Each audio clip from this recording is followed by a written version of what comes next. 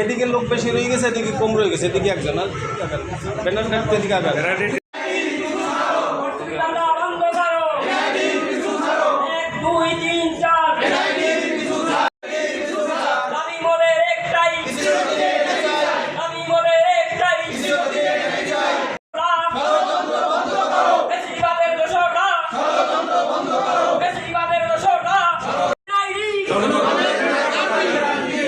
তাদের বক্তব্যের মাধ্যমে পরিচালিত হবে এবং আপনারা বিভিন্নভাবে তথ্য নেবেন। তা আজকের যে কর্মসূচি বিভিন্নভাবে জড়িত আছে এবং দাবি পূরণ না পর্যন্ত এই কর্মসূচি আমরা চালিয়ে যাব ইনশাআল্লাহ।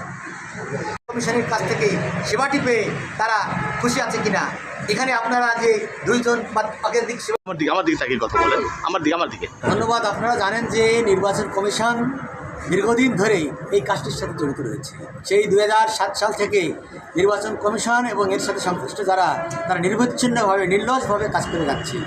কিন্তু আমরা দেখতে পাচ্ছি বারবার ষড়যন্ত্রকারীরা এটি নেয়ার জন্যই বিভিন্নভাবে ধান্দা করছে। আমরা ইস্পাত কণ্ঠে বলতে চাই, ষড়যন্ত্রকারীদের আমরা রুখে দিতে চাই, তাদেরকে উদ্দেশ্য বলতে চাই, এটি কোনোভাবেই আমরা দিতে চাই না। আপনি জানেন একটি মায়ের গর্ভজাত সন্তান যেভাবে লালিত পালিত হয়, ঠিক তদ্রূপভাবে নির্বাচন কমিশনের এই কর্মকর্তা কর্মচারী যারা আছে তারা এই এনআইডিকে নির্লজ্জ পরিশ্রম করে আমাদের এই কাজটি করে যাচ্ছে। এবং আমাদের যে জনগণের যে সেবাগ্রহীতা যারা আছেন তারাও আমাদের এই সেবাটি পেয়ে তারা খুব আনন্দের সঙ্গে দীর্ঘদিন ধরে সেবা নিয়ে যাচ্ছিল।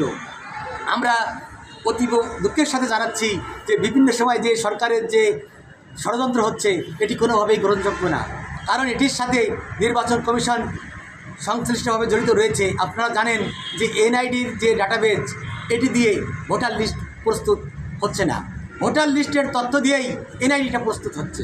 কাজেই নির্বাচন কমিশন যে একটি স্বাধীন সংস্থা, এই নির্বাচন কমিশনের এই স্বাধীনতা নষ্ট হবে, এটি বিনষ্ট হবে।